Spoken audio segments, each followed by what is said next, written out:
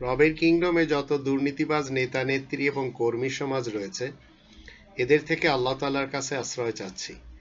সম্মানিত দর্শকবৃন্দ, আপনাদের সকলকে জানাই সালামুন আলাইকুম। আল্লাহ তাআলার প্রেরিত রাসূল এবং নবীদেরকে মানুষেরা কোরআনের দৃষ্টিতে চিনতে চায় না, আবার অনেকে চিনেও না চেনার ভান করে। সবাই জানে এই রবের কিংডমে যত নবী এবং রাসূল এসেছেন, তারা সবাই পৃথিবীতে শান্তি স্থাপন করে গেছেন, অশান্তির কোনো কাজ করেননি। কিন্তু বিশ্বমোড়ল যারা, তাদের দশা যদি আমরা একটু দেখি, 2 নম্বর সূরা আল বাকারার 11 থেকে নিয়ে 16 আয়াতগুলিতে আমরা দেখতে পাবো। এখানে বলা হচ্ছে, আর যখন মানুষকে বলা হয় পৃথিবীতে ফাসাদ সৃষ্টি করো না, তখন তারা বলে আমরা তো শান্তি স্থাপনকারী। আল্লাহ বলেন, তোমরা জেনে রাখো বিনা সন্দেহে ওরাই ফাসাদ সৃষ্টিকারী, কিন্তু ওরা তা বুঝতে পারছে না। এই দুটি আয়াতের দৃষ্টিতে ইউনাইটেড নেশনকে আমরা দেখে নিতে পারি, পেন্টাগনকে আমরা দেখে নিতে পারি। এরা ফাসাদ সৃষ্টিকারী এবং এদের সাথে যারা রয়েছে বিশ্বমোড়ল, সবাই ফাসাদ সৃষ্টিকারী। 13 নম্বর আয়াতে বলা হচ্ছে, আর যখন তাদেরকে বলা হয় তোমরা ঈমান আনো যেমন মুমিনরা ঈমান এনেছে, তারা বলে আমরা কি বোকাদের মতো ঈমান আনবো? এই বিশ্বমোড়লদের দৃষ্টিতে মুমিন সমাজ হচ্ছে বোকা। আল্লাহ বলেন, তোমরা জেনে রাখো আসলে ওরাই বোকা, কিন্তু তারা তা জানতেই চাচ্ছে না। 14 নম্বর আয়াতে বলা হচ্ছে, আর যখন তারা ঈমানদারদের সাথে মেশে, তখন তারা বলে আমরাও ঈমান এনেছি।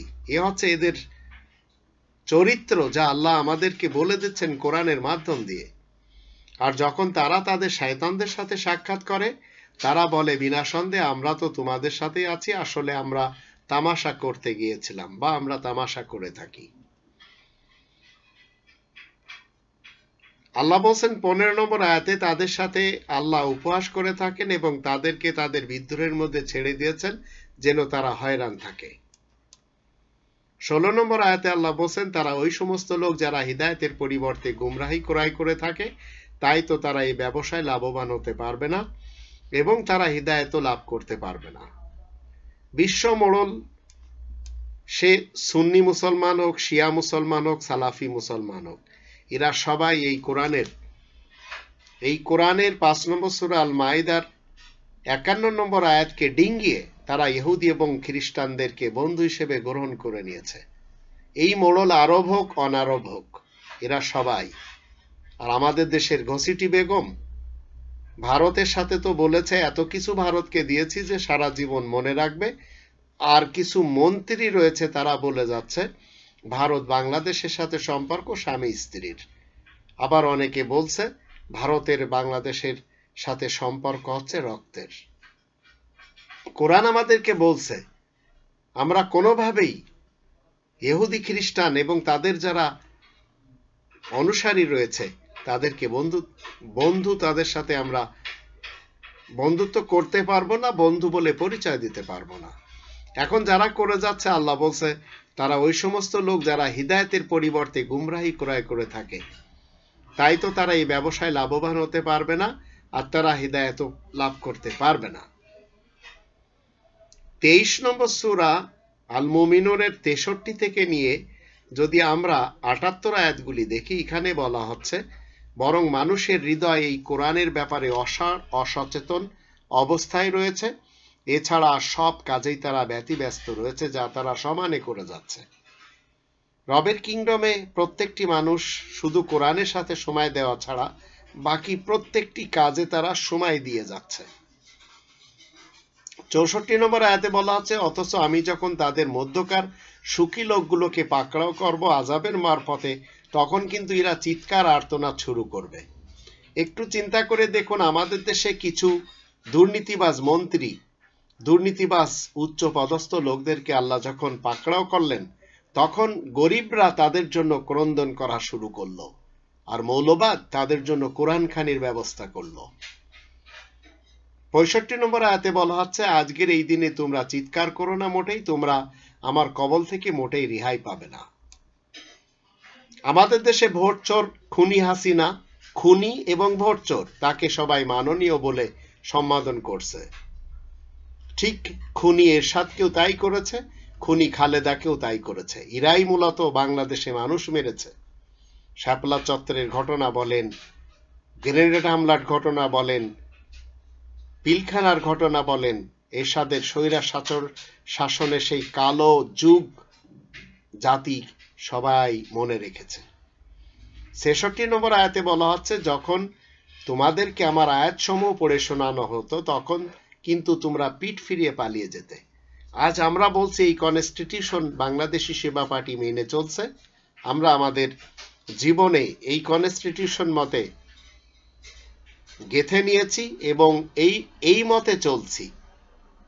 তখন এরশাদের জাতীয় পার্টির লোকেরা, খালেদার বিএনপির লোকেরা, হাসিনার আওয়ামী লীগের লোকেরা পিঠ ফিরিয়ে পালিয়ে যাওয়া শুরু করেছে। তারা এই কনস্টিটিউশন পছন্দই করে না। এবং এদের কথা কি, এই কনস্টিটিউশন যিনি এনেছেন তার ব্যাপারে এরা সবাই ব্যঙ্গ বিদ্রুপ করে যাচ্ছে। এদের সাথে রয়েছে হিফাজত, এদের সাথে রয়েছে তরিকত, এদের সাথে রয়েছে বড় বড় ধর্মের পার্টি জামাত শিবির। 67 নম্বর আয়াতে বলা হচ্ছে, কোরআনের সাথে অহংকার করে যেন তোমরা একটি কত্থক গল্প কারককে এড়িয়ে গেলে। কোরআনের সাথে এদের অহংকার। এরা রাসূল কারীমের আনিত এই কনস্টিটিউশন মানে না, মানবেও না কখনো। অথচ এরা সবাই মুসলমান সুন্নি, মুসলমান শিয়া, মুসলমান সালাফি। বিশ্বের সবচেয়ে বড় ইজতেমা হয় ঢাকাতে, সেখান থেকে তারা একটি শব্দ বলতে পারে না যে এই দেশের দেশ প্রধান একজন খুনি, একজন মানুষ হত্যাকারী, একজন ভোট চোর। কারণ এটা বললে পরবর্তী বছরে আর এই প্যান্ডেল সাজবে না। 67 নম্বর আয়াতে বলা হচ্ছে, 68 নম্বর আয়াতে বলা হচ্ছে, তারা কি মোটেই চিন্তা করেনি এই বিশেষ বাণী সম্পর্কে? না তাদের কাছে এমন জিনিস এসেছে যা নাকি তারা তাদের বাবা, দাদা, নানা, পরনানাদের কাছেও আসেনি। এটা তো সকলের কাছে এসেছে। কিন্তু এই কনস্টিটিউশন আমরা সংসদে আনতে রাজি না। হোক জাতীয় পার্টি, হোক জামাত শিবির, হোক হিফাজত, হোক বিএনপি কিংবা আওয়ামী লীগ, এই কনস্টিটিউশন যদি সংসদে এসে যায় তাহলে সেখানে মমতাজের মতো অযোগ্য, সেখানে আর যারা অবৈধ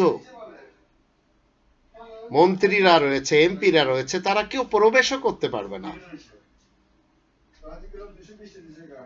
69 নম্বর আয়াতে বলা আছে, না তারা নিজেদের রাসূলকে চিনতে পারেনি, যে জন্য তাকে অমান্য করছে। এরা নিজেদের রাসূলকে চিনতেও তো পারেনি, আর চিনলেও তারা না চেনার ভান করে যাচ্ছে। কারণ রাসূল এনেছেন এই কনস্টিটিউশন। এই কনস্টিটিউশন এই জন্য আসেনি, যেভাবে আমাদের দেশের অলিগলিতে হেফজোখানাতে খোলা হয়েছে, সেখানে বলৎকার হয় বাচ্চাদের সাথে, তাদেরকে হাফেজ বানানো হয়। কোরআন এই জন্য আসেনি যে আপনি আপনার সন্তানদেরকে এটা শুধু মুখস্থ করান। কোরআনের 5টি দাবি রয়েছে প্রত্যেকটি মানুষের উপরে, সে মুসলিম হোক নন মুসলিম হোক। কোরআনের উপরে বিশ্বাস করতে হবে, কোরআনের ভাষায় কোরআনকে পড়া শিখতে হবে, নিজের মাতৃভাষায় কোরআনকে পড়তে হবে, জানতে হবে, কোরআন মতে জীবন কাটাতে হবে এবং কোরআনের তাবলীগ করতে হবে। তো 69 নম্বর আয়াতে বলা আছে, না তারা নিজেদের রাসূলকে চিনতে পারেনি, যে জন্য তাকে অমান্য করেছে। রাসূল এই কোরআনের তাবলীগ করেছেন, আর আপনি একজন মুসলমান হয়ে ফাজাইলে আমলে তাবলীগ করে যাচ্ছেন, ফয়জানে সুন্নতের তাবলীগ করে যাচ্ছেন। চিন্তা করে দেখুন, আপনি নিজেকে বলছেন সুন্নি, শিয়া, সালাফি, আর আল্লাহ বলছেন হুয়া সাম্মাকুমুল মুসলিমিন, আল্লাহ তোমাদের নাম মুসলিম রেখেছেন। তো আপনি প্রত্যেকটা জায়গায় পাঙ্গা নিচ্ছেন আল্লাহ তাআলার আয়াতের সাথে। 22 নম্বর সূরা আল হজের 78 নম্বর আয়াতে আল্লাহ বলেন হুয়া সাম্মাকুমুল মুসলিমিন, সেই সত্তা তোমাদের নাম মুসলিম রেখেছেন। আমরা সবাই মুসলিমিন, আর এই মুসলিমিন হিসেবে আমাদের মৃত্যুবরণ করতে হবে। শিয়া, সুন্নি, সালাফি, তাবলিগি, হিফাজত, চরমোনাই, আটরশি, মাইজ ভান্ডার, দেওয়ানবাগ এইসব হয়ে আপনাকে মৃত্যুবরণ করতে হবে না। 3 নম্বর সূরা আল ইমরানের 102 নম্বর আয়াতে আল্লাহ বলেন ওয়ালা তামুতুন্না ইল্লা ওয়া আনতুম মুসলিমুন। এরপরে 70 নম্বর আয়াতে কি বলা হচ্ছে? না, তারা বলছে মতিভ্রম ঘটেছে, অথচ সে তো সঠিক তথ্য নিয়ে এসেছে। আসলে তাদের মধ্যে অনেকের কাছে সত্য কথা খারাপ লাগে। আজ যখন আপনি এই কনস্টিটিউশন, এই গ্রন্থকে বাংলাদেশের প্রধান আসনে বসাতে চাচ্ছেন, যা বাংলাদেশি সেবা পার্টির দাবি, কিন্তু এক শ্রেণীর লোক এই সত্যকে তারা মানে না, তাদের কাছে খারাপ লাগে। কারণ এই সত্য যখন দেশের মানুষের জন্য বিচার কার্য সম্পাদন করবে, তখন 5 নম্বর সূরা আল মাইদার 44, 45 এবং 47 আয়াত মতে বিচার বিভাগে স্বচ্ছ বিচার হবে। এটি হচ্ছে আল্লাহ তাআলার আইনে লেখা। 71 নম্বর আয়াতে কি বলা হচ্ছে? আর যদি হক তাআলা তাদের মর্জি অনুসারে কাজ করেন, তাহলে গগনমণ্ডল ও পৃথিবীর বুকে যা কিছু রয়েছে সবই যে বরবাদ হয়ে যাবে। বরং তাদের জন্য উপদেশ আমি পৌঁছে দিয়েছি, কিন্তু ওরা নিজেদের উপদেশকে এড়িয়ে যাচ্ছে। এই গ্রন্থটি আপনার আমার জন্য, আপনি হিন্দু হন, বৌদ্ধ হন, খ্রিস্টান হন, জৈন হন, ইহুদি হন, নাসারা হন, মুসলমান, শিয়া, সুন্নি, সালাফি যেই হন না কেন, এটি হচ্ছে আপনাকে এবং আমাকে উপদেশের জন্য আল্লাহ তাআলা দিয়েছেন। 21 নম্বর সূরা আল আম্বিয়া 10 নম্বর আয়াতে আল্লাহ বলেন লাকাদ আনজালনা ইলাইকুম কিতাবান ফিহি যিকরুকুম আফালা তাকিলুন। আমি তো তোমাদের সকলের দিকে একটি লিখিত গ্রন্থ পাঠিয়েছি, যার ভিতরে তোমাদেরই উপদেশ উল্লেখ রয়েছে। তোমরা কি একটু বুঝবে না? এরপরে আসেন 72 নম্বর আয়াতে বলা হচ্ছে, তুমি কি ওদের কাছে কিছু করে মাসুল পেতে চাও? আসলে তোমার রবের মাসুলই তো উত্তম, তিনি তো সর্বোত্তম অন্নদাতা। তাহলে কোন নবী রাসূল এই পৃথিবীতে কোরআনের কাজ করে মাসুল পেতে চায়নি। কিন্তু আমাদের দেশে কিছু গুন্ডা মৌলবাদ রয়েছে। এই গুন্ডা মৌলবীরা ওয়াজ করে খায়, সুর বিক্রি করে খায়, সার্কাস দেখিয়ে তারা পয়সা হাতিয়ে নেয় এবং জনগণকে বোকা বানিয়ে তারা 2 পয়সা ইনকাম করে। আবার মাঝে মাঝে সার্কাসও দেখায়, গানও গায়। আবার যখন যে এলাকায় যায়, তখন সেই এলাকার লোকদেরকে খুশি করার জন্য সেই এলাকার ভাষায় তারা কিছু তাদেরকে শোনায়, কখনো গান আকারে, কখনো গজল আকারে, কখনো তাদের শোনানোর জন্য, তাদের খুশি করার জন্য সেই এলাকার ভাষা শেখে। 73 নম্বর আয়াতে বলা হচ্ছে, আসলে তুমি তো তাদেরকে সরল সহজ পথের দিকে ডাকছো। 74-এ বলা হচ্ছে, আর যারা আখিরাত সম্পর্কে মোটে আস্থাবান নয়, তারাই যে পথ ছেড়ে বাঁকা হয়ে থাকে। এই পথের কথা যখন আপনি আমি জাতির ভাই বোনদেরকে বলি, তখন জাতির ভাই বোন আপনার আমার শত্রু হয়ে যায় এবং তারা সবাই গুন্ডা মৌলবীদের পিছনে যায়। কারণ তারা তো কিসসা কাহিনী করে আপনাকে জান্নাতের সার্টিফিকেট দেয়। মূলত কোরআন তো আপনাকে এইভাবে জান্নাত দিবে না। তো যারা আখিরাত সম্পর্কে মোটেই আস্থাবান নয়, তারাই যে পথ ছেড়ে বাঁকা পথে যায়। এই গুন্ডা মৌলবীদের শামিয়ানার নিচে লক্ষ লক্ষ মানুষ জমা হয়। কিন্তু আপনি আমি যখন কোরআনের কথা বলি, সামান্য কিছু লোকেরা শোনে। তবে যারা শোনে তাদের কোয়ালিটি রয়েছে। ইসলাম কোয়ালিটিকে পছন্দ করে, কোয়ান্টিটিকে পছন্দ করে না। 75 নম্বর আয়াতে বলা হচ্ছে, আমি যদি তাদের উপরে মেহেরবানি করি আর তাদের দুঃখ কষ্ট দূর করে দিই, তবুও যে তারা বরাবর নিজেদের দুষ্টুমি নিয়ে বিভ্রান্ত হয়ে থাকবে। আমাদের দেশের সংসদে যারা রয়েছে, তাদের কাউকে নিয়ে আপনি আমি কি গর্ব করতে পারি? চিন্তা করে দেখুন, আমরা গর্ব করতে পারি না। একজন মন্ত্রীকে নিয়ে আমাদের গর্ব নেই, তাহলে একজন এমপিকে নিয়ে আমাদের গর্ব নেই। কিন্তু জাতির লোকেরা এদের সকলের জন্য বদদুয়া দেয়, সবাই এদের থেকে নাজাত চায়। হাসিনা থেকে নিয়ে হাসিনার পিছনে যারা স্লোগান দিয়ে যাচ্ছে, যারা তাকে মাননীয় বলে যাচ্ছে, যারা ভোট চোর বলতে পারছে না, যারা খুনি বলতে পারছে না, তাদের সকলের জন্য জাতির বয়োজ্যেষ্ঠরা, জাতির কনিষ্ঠরা সবাই বদদোয়া দেয়। আল্লাহ তাআলার কাছে তারা দোয়া করে যে আল্লাহ এদেরকে শেষ করে দিন, এদের জুলুমের রোলার থেকে আমাদেরকে বাঁচান। আবার কোন মন্ত্রী যখন মারা যায় তখন জাতি স্বস্তি পায়। ৭৬ বলা হচ্ছে, আমি ওদেরকে আযাবের মারফতে পাকড়াও করেছি, কিন্তু ওরা তো তখন সকাতরে ফরিয়াদ করেনি, আর তারা ফুঁপিয়ে ফুঁপিয়ে কেঁদে ওঠেনি। মৃত্যুর পূর্বেও চিন্তা করে দেখুন, মাহবুবে আলম সাহেব বলে যাচ্ছেন তার বড় আশা ছিল সাঈদীর ফাঁসিটা যদি তিনি দেখতেন। তো এই ধরনের আশা, মানে মানুষ অন্য মানুষকে কিভাবে মারবে, অন্য মানুষকে কিভাবে মরতে দেখবে, এই আশা নিয়ে দুনিয়া থেকে যাচ্ছে। আর এগুলি রেকর্ড করা হয়েছে। আল্লাহ তাআলার বান্দাদেরকে মেরে ফেলে দেওয়ার অধিকার অন্তত খুনি হাসিনার নেই, খুনি এরশাদেরও ছিল না, খুনি খালেদারও ছিল না। ৭৭ বলা হচ্ছে, তাই তো আমি ওদের জন্য কঠিন শাস্তির দরজা খুলে দেব, তখনই তাতে ওদের আশা ভঙ্গ হবে। ৭৮ বলা আছে, তিনি তো সেই মহান যিনি তোমাদের জন্য কান, চোখ আর মন তৈরি করে দিয়েছেন, কিন্তু তোমরা তো খুব কমই কৃতজ্ঞতা প্রকাশ করো। তাই আসুন আমরা কৃতজ্ঞতা প্রকাশ করার চেষ্টা করি। আজ রাসূল কারীমকে নিয়ে যেভাবে ব্যঙ্গ বিদ্রূপ করা হচ্ছে রবের কিংডমে, আপনি কি মনে করছেন এজন্য ইসলামের কোনো লস হচ্ছে? না, আরো বেশি মানুষ নন মুসলিম যারা, তারা এই কোরআন স্টাডি করছে এবং তারা ইসলামের ছায়াতে চলে আসছে। কিন্তু শুধু মুসলমান শিয়া, মুসলমান সুন্নি এবং মুসলমান সালাফিরা আসতে পারছে না। এরা রোড ব্লক করে দিচ্ছে, মানুষকে তাদের গন্তব্যস্থানে যেতে দিচ্ছে না। এরা নিজেদের চরিত্র দেখিয়ে দিচ্ছে, গলা ফাটিয়ে ফাটিয়ে এরা রাস্তায় দৌড়াদৌড়ি করছে, খুনি হাসিনার কাছে বিচার চাচ্ছে। এরা পারছে না খুনি হাসিনা এবং তার দলবলদের বিরুদ্ধে কথা বলতে, নিজ দেশে সত্য কথা বলতে পারছে না, কিন্তু ইউরোপের বিরুদ্ধে তাদের খুব মাথা ব্যথা। আবার তাদেরকে যখন আপনি বলবেন যে আপনাদের ইউরোপের ভিসা লেগে যাচ্ছে, দেখবেন আস্তে মুখ বন্ধ করে দিয়ে সেই ইউরোপে তারা চলে আসবে। তাহলে বোঝা গেল এরা দুমুখ লোক।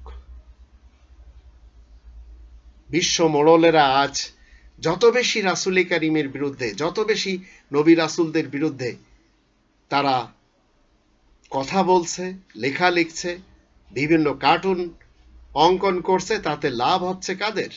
ইসলামের লাভ হচ্ছে। মানুষ আরো বেশি স্টাডি করছে এই কোরআন, তখন তারা চলে আসছে।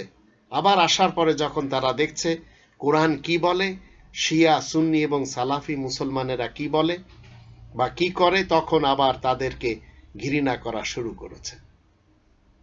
আজ আপনার আমার যদি চরিত্রই ঠিক না থাকে, তো আপনি যত ব্যঙ্গ বিদ্রূপকারী পৃথিবীতে রয়েছে তাদেরকে আপনি মেরে ফেলে দিতে চাচ্ছেন, এই অর্ডার তো আল্লাহ আপনাকে দেননি।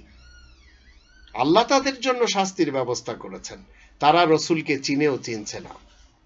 নিজ দেশে রাসূলের আনিত এই কনস্টিটিউশন সংসদে নেই, তাতে আপনার কোনো জ্বালাপোড়া নেই, কিন্তু ফ্রান্সে কে কার্টুন অঙ্কন করেছে তা নিয়ে আপনার খুব বেশি মাথা ব্যথা।